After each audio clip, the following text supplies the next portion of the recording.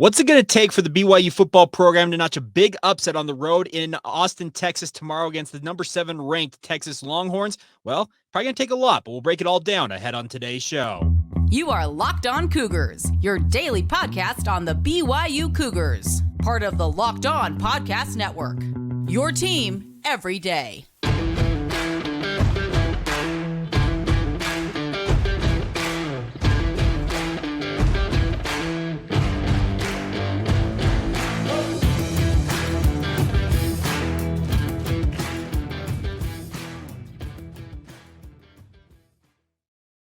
What's up, everybody? I'm Jake Hatch, your host here on Locked On Cougars, your resident BYU insider. Thank you for making Locked On Cougars your first listen of the day. Thank you to all of you who are everydayers with us right here on the Locked On Podcast Network. We are your original daily podcast focused on all things BYU sports, and today's show is brought to you by our friends over at GameTime. Download the GameTime app, my friends. Create an account, use the promo code LOCKEDONCollege, and get $20 off your first purchase. Simple as that. We'll tell you a little bit more about GameTime and what they're offering you later on in today's show. But big game coming up tomorrow, BYU and the Texas Longhorns. The Cougars 5-2 on the season. The Longhorns 6-1, ranked number 7 in the country. Their only loss, a blemish in the Red River rivalry just a couple of weeks ago when they lost to now number 5 ranked Oklahoma. This is a big game for BYU. I don't think I'm stating anything out of the ordinary when I say this is a big opportunity for the Cougars as they head to Texas. Now, many of you might recall this, but if you did not know, BYU in their history against the University of Texas is 4-1 all time. The only loss in the 5 games that the Cougars and the Longhorns have played previously came in 2012 when BYU came up just a little bit short. Brian Harsin, formerly Boise State's head coach and Auburn's head coach, was the offensive coordinator that day. He actually pulled out a trick play late in the game that sealed the win for Texas. Kind of a wild affair. But the thing is, BYU's had a lot of success before and since then. Obviously, they had back-to-back matchups in 1987 and 1988, and then the matchups in 2013 and 2014. And I probably should say this right out of the gate. Also, a number of you noted that I had my dates wrong, the years wrong, when BYU and Texas had played in the early 2010s. Yes, it was 2013, 2014. For whatever reason, when I was talking with Connor Pay earlier on in the week, I mentioned 2014 and 2015. And also, I mentioned the Tennessee game, if I recall correctly. Tennessee, talking about that game, I mentioned I had that year wrong as well. So apologies for screwing up the years, but you guys get the gist. But nonetheless, back to the point at hand is that this is BYU's got history on their side. And the funny thing about this is who knows when the next time that the Longhorns and the Cougars will play football, because Texas is obviously headed for the exits. They're headed to the SEC after this season. And who knows when they may want to schedule a non-conference matchup against a now fellow Power 5 program in BYU. I'm not saying it's out of the realm of possibility, but the good news is for BYU, win or lose tomorrow, BYU will still have the all-time lead, 4-2,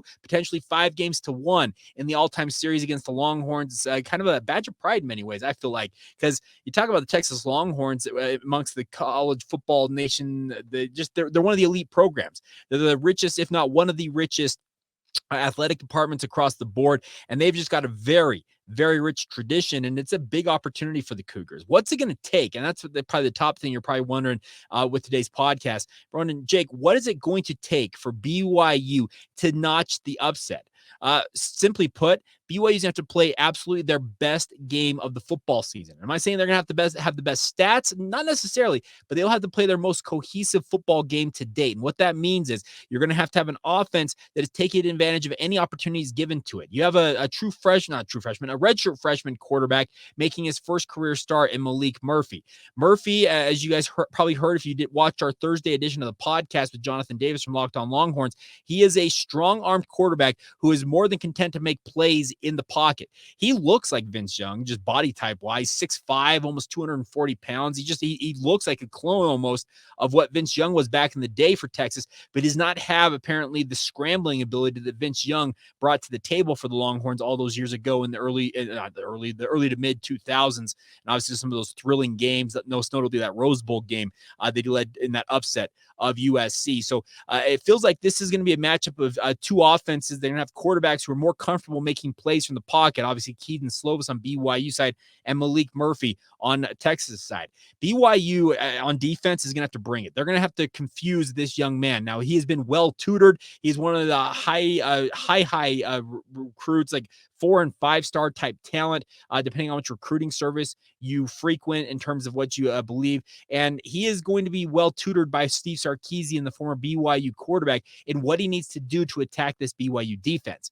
Is he capable of torching BYU? I absolutely believe he is. He's probably the best of all the backups BYU's played this month so far. You mentioned Josh Hoover at TCU. You had Jake Strong this past week against Texas Tech. Maalik Murphy is far and away head and shoulders the most talented and most heralded of the bunch. So that could portend some really, really scary thoughts for you as a Cougar fan, thinking about what he might be able to do against this BYU defense. But I think Jay Hill and the Cougars on defense learned their lesson, especially against Josh Hoover. Expect to see them mix up coverages. Expect them to bring blitzes. Expect them to try different things, twists, stunts, corner, safety blitzes. All the different things in their bag of tricks. They should unload it in a game like this. You've got nothing to lose. That's the other thing about this is when BYU goes down there, they're anywhere from some sportsbooks have them as low as 16 points. Some have as many as 20.5 point underdogs in this game. BYU's not expected to compete in this game and is expected to lose fairly handily. My thought for BYU is to go into this game thinking, you know what? Let's go give them everything we got. Let's throw the kitchen sink at these guys. Yes, we may have to show some things on film that some opponents in the final month of the season in November would obviously be able to prepare for, but why in the world wouldn't you do that in this scenario? You want wins of this caliber. You want a top 10 caliber win. Wins over West Virginia, Iowa State, Oklahoma State are great. Trust me, I'm all for BYU picking up those wins, getting to that 6th win and adding to it and becoming maybe 7-5, 8-4 at the tail end of the season. But wouldn't it be remarkable? Wouldn't it be just thrilling for you as a Cougar fan to watch BYU go and upset number 7 ranked Texas and all but extinguish any hopes they had of making the college football playoff? That is what the dream is for here for BYU. So go. This is me. If I'm giving my rah-rah speech to the BYU locker room right now, I'm telling the guys, just go in there and play loose, guys. You got nothing to lose here. We're going to throw everything we got at these guys and see if they respond. Yes, they have an elite defensive line. Yes, they've got big, bad receivers. They got some of the best talent collected in all of college football. But we're BYU. We do things our way. We play hard-nosed football. We have ground our way to a 5-2 record despite playing far from what would be considered good football in certain circumstances of the season. We are a winning football program. Let's go get our 6th win and make it the biggest one of the season to date. That's my thought for Kalani Sitake if he was taking my advice, and trust me, he is not. But nonetheless, it is a big opportunity for BYU here. It is going to take their best game. In all honesty, if the game plan for me, if I could put what I could put together for BYU, if I could just wish it onto the football field, I'd like to see BYU have their rushing attack that they had from a week ago against Texas Tech, 30 rushes, 150 yards, 5 yards per carry. That would give BYU very much a chance to control the tempo of this game. But then you need to combine that with the passing attacks you saw against the likes of Kansas and Cincinnati. More notably, I'd probably say that Kansas passing attack, but the Cincinnati one, once it came alive for BYU, was a quick strike offense that went up and down the field and was just absolutely elite. You need to have Kedon Slovis play probably his finest game as a BYU Cougar to date to give BYU any chance of winning this football game. I think it's going to be a game very much in the mold that BYU is going to have to soften up this Texas defense, much like what Oklahoma and Houston most recently have done by passing the football on Texas. Their secondary is banged up right now. The defensive line, not banged up. They've got a kid in the middle of that defensive line. It's 370 some odd pounds, if I recall correctly. They've got a lot of big bodies along that defensive line, and they are elite talents. Pass rushers, run stuffers. It's going to be hard to get BYU running the football, feels like early on in this game, without you using the passing game to open it up. So hopefully Kedon Slovis is on point and ready to do his thing, and hopefully he can open some running lanes just with his ability to sling the football all over the yard and get BYU wide receivers open and the like. We'll talk more about some of the game plan, what I would do for BYU. I also want to talk a little bit in terms of how BYU should be perceiving themselves in the final stretch run of this season. Obviously, this is the final game of the month of October. You're 5-2, as we've already mentioned. You can get to 6-2 tomorrow. Who knows what you're capable of if you pull off this upset? But what does the back end, the final stretch run of the season look like for BYU? Win or lose against Texas tomorrow? We'll talk about that coming up here in just a moment. Now, a word on our friends over at GameTime. We've been talking about them for a few months now. The best part about GameTime, my friends, is they want to help you guys out with tickets. If you so happen to be traveling to Austin tomorrow, if you live in the area and you'd like to go to the game to watch BYU and Texas play, GameTime is the place to get your free ticket, not your free tickets, to get your tickets for the game. Free would be nice, but they're not going to be free. But nonetheless, they can help you guys out. You shouldn't have to worry about whether you're buying your tickets to your biggest event or your big next event. You should be celebrating the fact that you're going to that event, whether it's a sporting event, a comedy show, theater, no matter what it is, another basketball game, whatever you're looking forward to. GameTime is here for you guys. They got last minute deals, flash deals, even zone deals, all available to you now. They have easy to find and buy tickets for every kind of event in your area. Views from all seats in the venue, so you know exactly what to expect when you arrive for the event. And they have the lowest price guarantee, which is part of their deal to you guys. It's really, really simple. You go on the app, couple of taps, you got the tickets. They're right there in the app as well, so you don't have to hunt and search high and low through your email to find the barcodes for your tickets as well. They're right there available in the GameTime app, making it really, really simple for you guys. The best part is they also have a guarantee that means you get the best price. If you find tickets in the same section in row for less, GameTime will credit you 110% of the difference, more than what you would have paid. They'll give it back to you guys, courtesy of our friends at GameTime. So download the GameTime app today, create an account, use the promo code LOCKEDONCollege for $20 off your first purchase. Terms apply. Again, create an account and redeem the promo code LOCKEDONCollege. That's LOCKEDONCOLLEGE for $20 off. Download GameTime today. Last minute tickets, lowest price, guaranteed. Thank you once again for making Locked On Cougars a part of your day. Thank you for being everydayers with us on the podcast. Hope you guys are having a fantastic week whenever you watch and or listen to this. I've got another pair of tickets to BYU's exhibition opener for men's basketball next Wednesday. I'm going to offer up to you guys right now. If you'd like to go to that game, take a friend or a family member, a son or a daughter with you guys, email me, lockedonbyu@gmail.com. I'm going to put them in the hopper. I'll do a little, I'll spin it up, and I'll contact the winner and get you those tickets to go out and enjoy that game on Wednesday. The fun part is I do have at least a pair of tickets to every BYU basketball home game this upcoming basketball season. They'll be given away. They're not from me to use. I bought them with the whole express purpose of letting you in Cougar Nation that may not have an opportunity to get out to the Marriott Center very often, if ever, to go out and enjoy a BYU basketball game. And here's the thing. Years and years, we've kind of looked at the West Coast Conference slate of basketball games, kind of whatever. No, the Big 12, folks, this is going to be fun. This is going to be real big-time basketball. Some of the best athletes you will see in the NBA as soon as next season will be in the Marriott Center. So get ready for it. And obviously, I will stay tuned all season long as we give those tickets away. We'll have different ways we do it. But obviously, if you want to win a pair of tickets to they're playing Life Christian, if I recall correctly, next Wednesday night in the friendly confines of the Marriott Center. Email me now, lockedonbyu@gmail.com. That is the email address, and we'll get you entered to win a pair of tickets. All right. Let's talk a little bit more about BYU and Texas. Now, a huge opportunity for BYU, as I've stated multiple times in this podcast. But BYU is going into this one, I feel like thinking, you know what?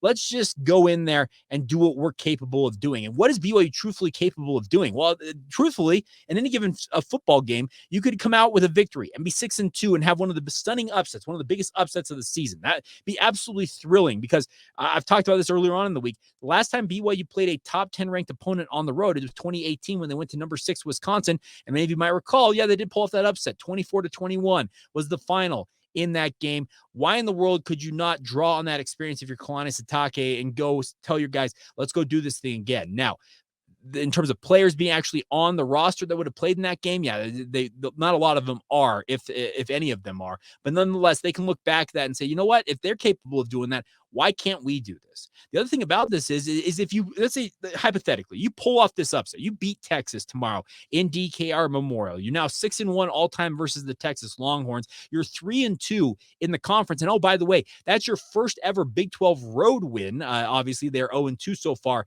in their road games in Big 12 play.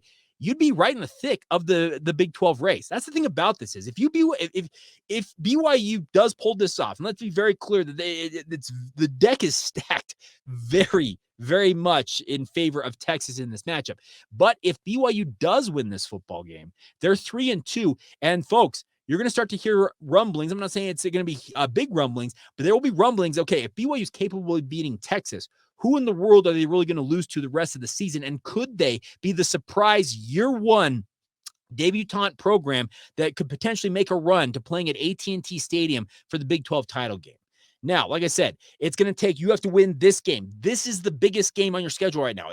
Obviously, the whole talk is, yes, it's the next game. So that means it is the biggest game. But the thing is, if you truthfully want to announce yourself and say, you know what, we are the best of the newcomers, because I remember so many people saying that UCF was going to be the darling of the Big 12. I was kind of guilty of it. I kind of bought into the hype. UCF's now 0-4 to start a Big 12 play. Cincinnati, I felt like they were going to be down a little bit. I thought Houston was maybe one of the worst programs in the Big 12 this season. They've kind of proven to be that. Obviously, they almost pulled the upset against Texas last week. But BYU, for whatever reason, there were people thinking that BYU was going to be the absolute dregs of the Big 12, 3-9, 4-8. You win over Texas, and like I said, the conversation starts to say, okay, the Cougars in the final month of the season, they absolutely can make a run towards that Big 12 title game. It's going to take a lot for BYU to obviously get into that mix, but it'll be a huge, huge opportunity for BYU. Now, conversely, let's say they lose against Texas. All is not lost, because you come back to BYU, come back to Provo after that game, and then you make a cross-country trip to West Virginia the following week. The hope is that BYU will be able to acquit themselves well enough against the Texas Longhorns that going to West Virginia, there shouldn't be any fear of going to play the Mountaineers and not come away with a victory.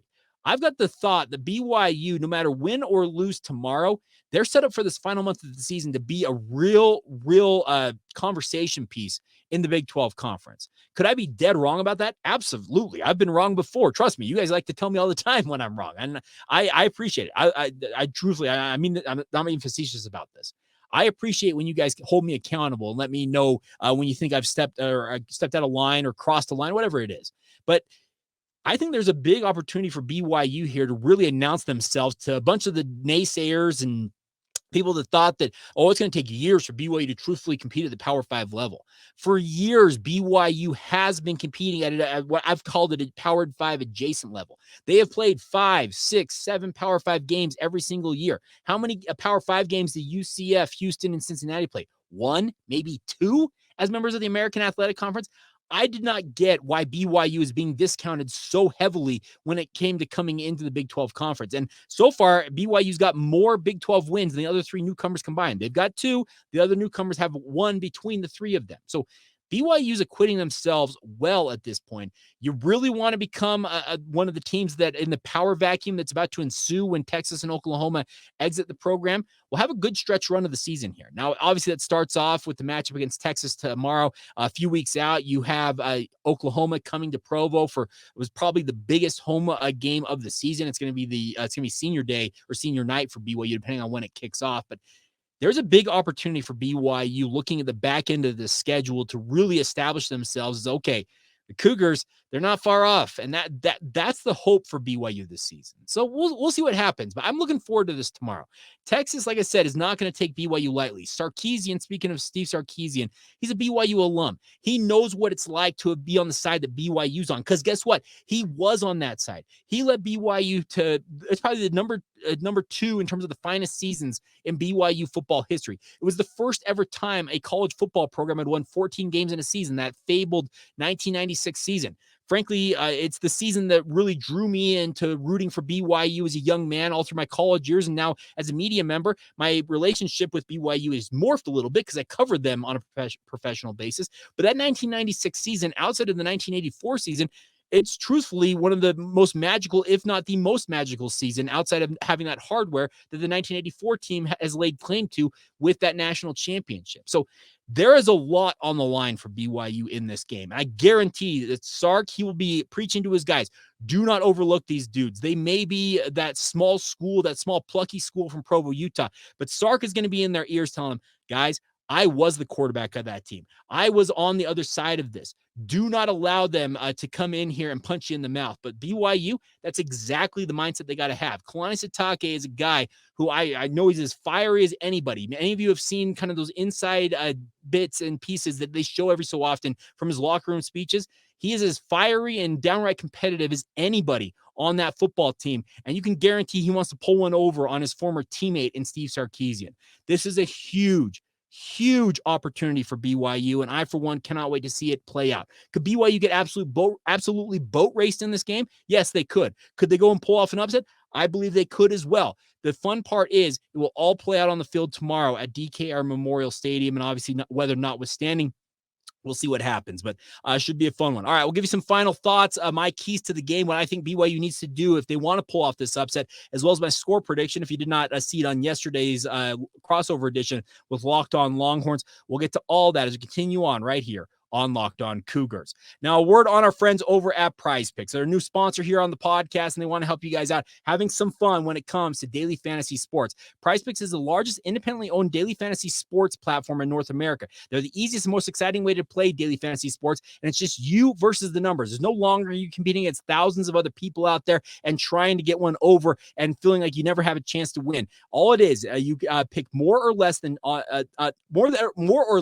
over/under totals on 2 to 6 players, their stat projections, and watch the winnings roll in. It's that simple, my friends. You can test your skills at any time and win up to 25 times the bet amount you put in on it. And it's as simple as that. You take those numbers, you think, okay, in the case of Texas and BYU, you think Kedon Slovis could go over however many yards they list, or Maalik Murphy is going to, maybe the interception total for him is plus or minus 1.5.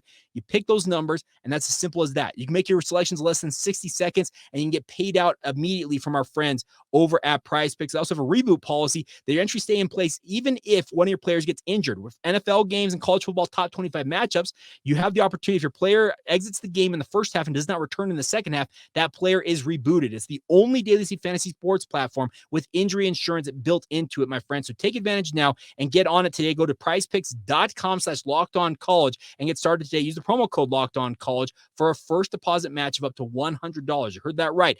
prizepicks.com/lockedoncollege. Use that promo code LOCKEDONCollege for a first deposit match of up to $100 from our friends at Prize Picks. Daily fantasy sports made easy. Today's show is also brought to you by our friends over at Perry Homes. They've been working with us for years now. At this point, I think we're in our second year working with them. The best part about Perry Homes is they want to help you guys out. Whether you want to build your first home, you want to build your dream home, Perry Homes has a house for you. They say that all the time in our ads here on the network. The best part is they've got over 50 unique home designs to help you guys find what fits you as a home builder. And the best part is they will make sure that it works for you as well. That is what I love about Perry Homes. They got communities up and down the Wasatch Front, Davis, Salt Lake, Tooele, Utah counties. They also have multiple communities in southern Utah near St. George as well, in Washington County. If you want to live down in the southern end of the state, they have the communities, home designs, and price points. Like I said, all designed to meet your needs. The best part is they have they're offering right now generous financing incentives to their preferred lender as well. So visit PerryHomesUtah.com to see what's new in Utah's finest neighborhoods. That's Perry, Perry, PerryHomesUtah.com to learn more now. For 50 years, Utah has been coming home to Perry Homes. All right, a couple of things going on with BYU. Let's talk about the matchup against the Texas Longhorns. We'll get to my final predictions of that here momentarily. But in terms of other BYU news real quick, I want to remind you guys that we have a really unique thing coming to Locked On Cougars here in the next week or so. We'll see how it goes. Let's just put it this way. You guys have asked for more access to my information at times via social media and on this podcast. Okay, I have the daily podcast, but how would you guys like to get in touch with me one-on-one, ask me questions directly, that type of stuff, and do it from the comfort and safety of your own phone? It's coming, folks. Get ready for it. Hopefully we'll have that up and running, like I said, in the next week or so, and you guys can have that access. It'd be a really, really fun feature. I am super, super excited for it, so stay tuned for that. But a couple of notes before we talk a little bit more about BYU and Texas. Coming up tonight, BYU, the 8th-ranked women's volleyball program, takes on the Kansas State Wildcats out in Manhattan, Kansas. That'll start at 5:30 p.m. Mountain Time. You also have BYU men's and women's cross country in the Big 12 cross country championships. They're taking on some of the best in the country when it comes to this. But the nice part is BYU's ranked in the top 10 for both men's and women's cross country and expected to contend for national titles. No matter making the jump to the Big 12, that's the funny thing about this. There's a lot of people out there that thought that some of these sports for BYU wouldn't make the leap. Well, the cross-country programs absolutely have. The men's team will be taking on their other Big 12 foes at the Iowa State cross-country course in Ames, Iowa tomorrow morning. That'll also be the same case for women's cross-country out there in Ames. So best of luck to men's and women's cross-country. Hopefully they can capture a couple of Big 12 titles. Be the first, by the way, if either one of the teams win, be the first Big 12 titles for BYU in school history. So congratulations to all those athletes and best of luck to them as they compete there. Now, 8 Cougars were honored in its first year of existence in the Big 12 with all Big 12 honors. Those include Leveni Vaca and Brecka Mozingo being named to the first team all Big 12. Fantastic showings for them. Also in the second team was Kendall Peterson, Olivia Wade Katoa, Allie Fryer, and Ellie Walbrecht. And then all freshman team selections include Lynette Hernandez as well as Cameron Jorgensen. So congratulations to all 8 women's soccer players. Awesome to see them getting their just due. Came just very, very close to winning that first Big 12 title in school history. They finished in second place. They will open up the Big 12 tournament on Monday out there in Texas. So best of luck to them. And then 2 other notes for men's basketball real quick. Foussenyi Traore has been named as one of 20 players to the 2024 Karl Malone Award watch list. It honors the nation's best power forward in college basketball. There's only 20 guys on this list. It's good to see Traore getting that honor. And then Jacob Robinson, for the second time this season, was named the Jim Thorpe Award National Defensive Back of the Week by the Jim Thorpe Award for his role in helping BYU get the win over Texas Tech. I'm not going to lie. Really cool to see Jacob Robinson get the honor. I am stunned that Eddie Heckard did not get the nod on this because Heckard had that fumble return. It's a fumble return. It's fumble recovery for a touchdown and the interception that he had. But I thought Jacob Robinson was very good in his own right. So congratulations to him on that award. All right. Final notes real quick. So biggest thing for BYU, if they want to win at Texas, is you got to win the turnover battle once again. It's been the tried and true method this season for BYU. When they are plus in the turnover margin, they have won every game they have played. They're 5-0 when they are plus in the turnover margin. Obviously, this past week, getting 5 turnovers, absolutely critical to BYU's chances of getting that win. Dave McCann wrote this earlier this week. He was there in 1987 when BYU played Texas for the first time in Austin, and BYU forced, or I guess Texas yacked up 8 turnovers, which led to BYU getting that win in Texas. We'll see what happens. This is a first career start for a guy in Maalik Murphy.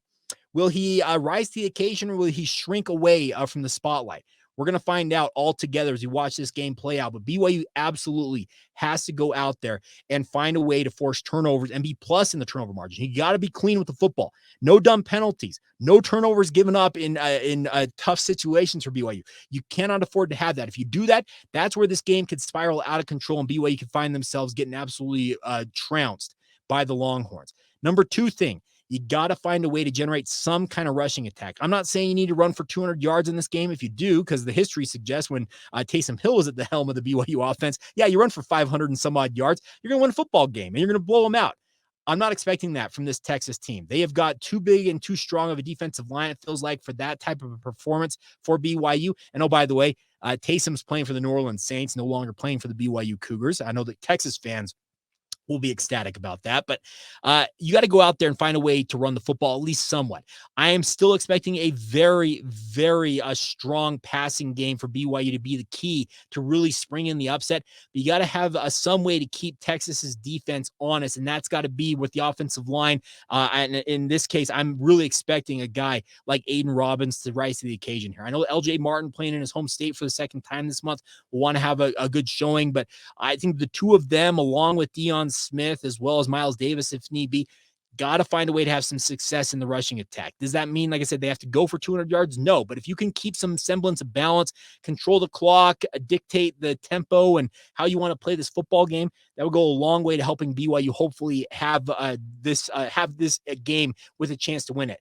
Now, the final key to the game in my mind is you got to have Kedon Slovis rise to the occasion. You got to have the Kedon Slovis that we've seen against Kansas, we've seen against Cincinnati, but he's got to play that for all 4 quarters. He's got to go out there and complete 70% of his passes, it feels like, go for 300 plus and pass for 3 or 4 touchdowns for BYU to win this football game. That's what I truthfully believe.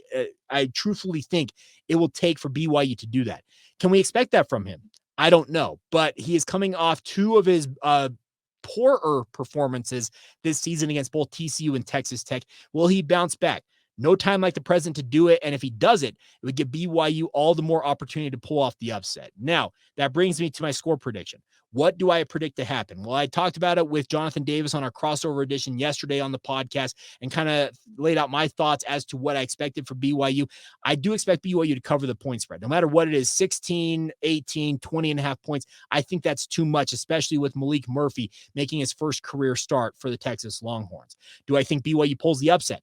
I don't. I do think that Texas gets the win. I think BYU sinks to 6-3 on the season. Not 6-3, 5-3 on the season, and then comes home and gets ready for another cross-country trip as they go to West Virginia next week, looking for that elusive 6th win. But I do think BYU keeps it within 14 points.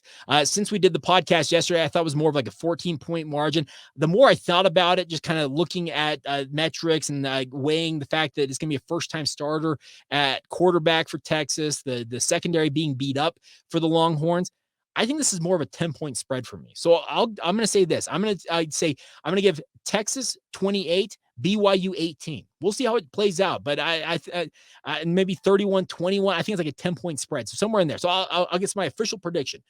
Texas 28, BYU 18, and that's how I think it'll play out. And I love nothing more than to eat some crow on our postcast edition of the podcast tomorrow evening. So nonetheless, thank you once again for all of your support of the podcast. As always, hope you're having a fantastic Friday whenever you hear and or watch this. Obviously, thank you for continuing to support the show. Thank you for making it your first listen today, and thank you to all of you who are everydayers with us on the podcast. Once again, if you want to win a pair of tickets to go watch BYU basketball next Wednesday, email us lockedonbyu@gmail.com. And until tomorrow with our postcast edition of the show, have a great rest of your day, my friends. This has been the Locked On Cougars podcast. See ya.